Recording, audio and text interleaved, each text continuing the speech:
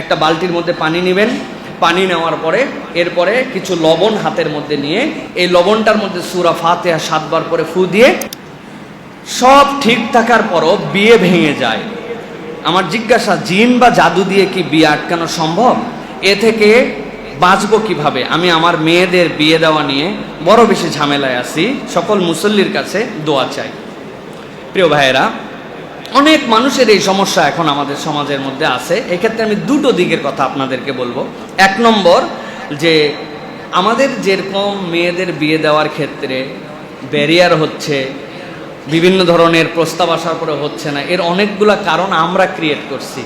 আমরা মেয়েদেরকে পড়ায়া পাড়ায়া একটা বয়স পার করায়া একবারে চাকরি দিয়া তারপরে বিয়েতে নিয়ে যাচ্ছে অনেকেই। এই ক্ষেত্রে পিতা মাতারও দায়বদ্ধতা আছে। প্রত্যেকেরই বিয়ের বয়স আছে, এটা একটা সৌন্দর্য আছে। সুতরাং উপযুক্ত সময় আপনাকে বিয়ে দেওয়ার জন্য চেষ্টা করতে হবে। সুতরাং এটা আমাদের প্রথম খেয়াল রাখতে হবে। দ্বিতীয় যেটা বলবো ভাই, নানান কারণে মানুষের বিয়ের ক্ষেত্রে অসঙ্গতি আসতে পারে। যেমন বয়সের সাথে বয়স মিলতেছে না, চাকরি চাইছে, চাকরির সাথে ডিজায়ার মিলে নাই, অথবা প্রত্যাশা সৌন্দর্য এগুলোর সাথে মিলে নাই, কোনোটার সাথে কোনোটা মিলে নাই। আপনি এর জন্য সর্বপ্রথম জিজ্ঞাসা করবেন হচ্ছে ঘটকের কাছে, যে কি জন্য বিয়ে করলো না। আপনি যে কোনো কারণে বিয়ে হয় না, আপনি আশা করছিলেন যে আমার মন্ত্রীর ছেলের সাথে আমার বিয়ে হবে, প্রস্তাবও দিচ্ছেন কোনোভাবে, কিন্তু ওরা অ্যাকসেপ্ট করে না। চিন্তা করছেন জিন জাদু দিয়ে শেষ করলো, মন্ত্রীর ছেলের সাথে আমার বিয়েটা হলো না। হইলো আপনার ভাই?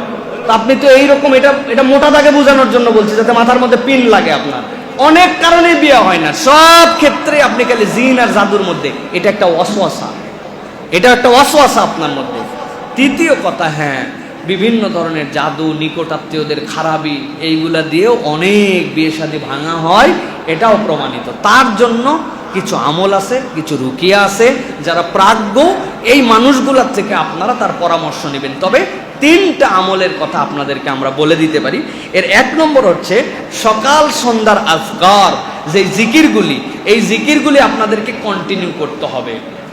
যার বিয়ের সমস্যা না, সকলের জন্য সকাল সন্ধ্যার আজকার মানুষের ক্ষতি থেকে আপনাকে হেফাজত করবে। 2 নম্বর যেটা, ঘুমানোর সময় 3 কুলের আমলটা ওই মাকে, ওই বোনকে করার জন্য বলবেন। 3 কুলের আমল, ইখলাস, ফালাক, নাস, এটা পড়বে, নিজের গা বন্ধ করবে, যাতে করে কোনো খারাপ কিছু তাকে ছড়াই দিতে না পারে। আর 3 নম্বর যেটা, সেটি হচ্ছে ইস্তেগফারের আমল লাগবে।